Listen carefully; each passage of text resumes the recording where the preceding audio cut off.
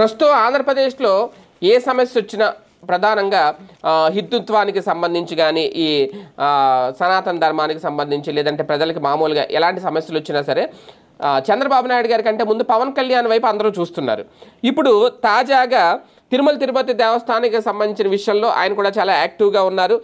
పవన్ కళ్యాణ్ కూడా ఇటువంటి నేపథ్యంలోనే ఇప్పుడు తిరుమలలో ముంతాజ్ హోటల్ అనే అంశం తెర మీదకి ఎప్పుడైతే వచ్చిందో అక్కడ ముంతాజ్ హోటల్ నిర్మిస్తున్నారు అనేది దాని మీద పవన్ కళ్యాణ్ స్పందించాలి అంటూ అలిపిరిలో తిరుమల తిరుపతి దేవస్థానం భవనం ఎదుట ముంతాజ్ హోటల్కు స్థలం కేటాయించడంపై తీవ్ర అభ్యంతరాలు వ్యక్తమవుతున్నాయి.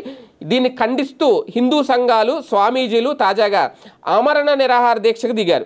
అంటే తిరుమల తిరుపతి దేవస్థానం పాలక మండలి సమావేశాన్ని నిర్ణయాన్ని వ్యతిరేకిస్తూ ఒక రకంగా ఆ తీర్మానాన్ని వ్యతిరేకిస్తూ, ఎందుకంటే కూటమి ప్రభుత్వం స్థలాన్ని మాత్రమే కేటాయించింది, అయితే ముంతాజ్ హోటల్కు కేటాయించిన స్థలం వెనక్కి తీసుకోవాలి అంటూ శ్రీనివాసానంద సరస్వతి స్వామి నేతృత్వంలో కొంతమంది స్వామీజీలు కలిసి నిరాహార దీక్షకు అయితే దిగారు.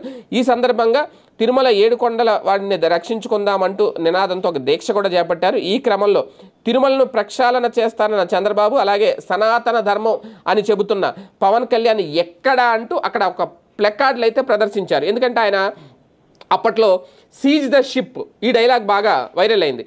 ఇప్పుడు సీజ్ ద ముంతాజ్ అనే డైలాగ్ ఆయన నోటి నుంచి వినిపిస్తుందా అని అందరూ ఆశగా ఎదురు చూస్తున్నారట.